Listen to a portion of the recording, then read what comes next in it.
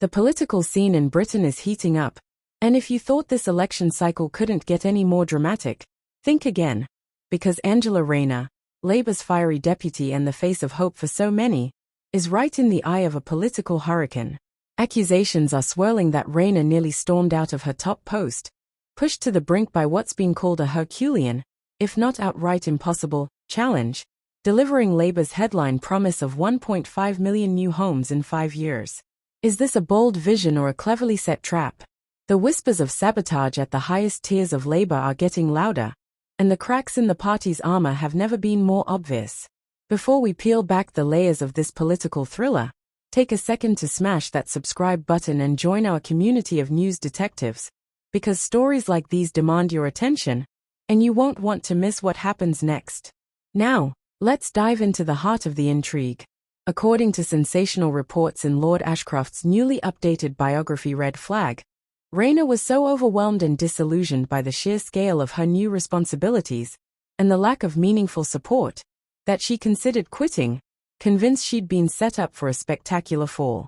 Imagine if, right before Labour's boldest pledge even had the chance to begin, its architect walked away. How would that have shaken the party's credibility? But here's the twist. It wasn't party leader Keir Starmer who talked her down. It was none other than Tony Blair himself, the shadowy grandmaster of New Labour, whose influence apparently still looms over the party's inner sanctum. What did Blair say to keep Rayner in place? Was it a promise of future glory, or a warning about what would happen if she left? And what does that say about Starmer's grip on his own team?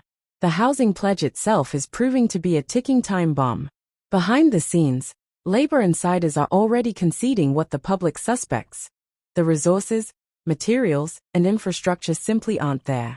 Some admit that the numbers are fantasy, and Rayner's been left holding a political grenade. Is she being set up to fail, so Starmer can keep his hands clean if things go south? Rayner's camp is fighting back, insisting she's proud to serve and will defy the odds. But even industry experts are sounding the alarm. Britain's construction sector is warning of shortages, and regulatory hurdles are multiplying.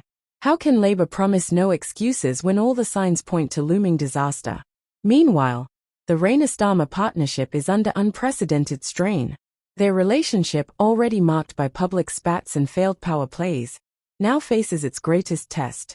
Remember Rayner's own words, "We don't agree on everything." Could this latest challenge finally break their uneasy alliance? Will Rayner be remembered as the scapegoat for a failed pledge, or the miracle worker who delivered the impossible? And if she succeeds, who will really get the credit? Starmer's fingerprints are everywhere, but so are the risks. The internal drama doesn't end there. While Labour scrambles for answers, the political right is mounting its own offensive. Reform UK's Nigel Farage has just unveiled a bombshell zero-tolerance deportation plan, vowing to overhaul Britain's approach to illegal immigration with a strategy that some are calling the most aggressive in decades. Farage pledges new laws to speed up removals and override international human rights treaties. Will it work? Or will it throw Britain into legal chaos? The numbers are staggering. Over 30,000 migrants have arrived since Labour took power, with 9,000 crossing the Channel just this year. Meanwhile, Labour's own moves raise eyebrows, as the Home Office quietly offers landlords lucrative deals to house asylum seekers, and bizarre cases, like an Albanian criminal avoiding deportation because his son dislikes foreign chicken nuggets, fuel a fiercely divided national debate. Is Britain's immigration system broken beyond repair? Or are these just growing pains on the road to reform? As new legislation looms and public patience wears thin, one thing is clear. The stakes for Labour, Rayner, and Starmer have never been higher. Will Labour's housing pledge collapse under its own weight? Or will Rayner pull off the comeback of the century? And with Farage breathing down their necks, is the next election already slipping out of Labour's grasp? The answers will shape Britain's future. Share your thoughts in the comments below. And if you haven't already, make sure to like this video and subscribe for more fearless analysis and breaking stories. Stay tuned. This political rollercoaster is only just beginning.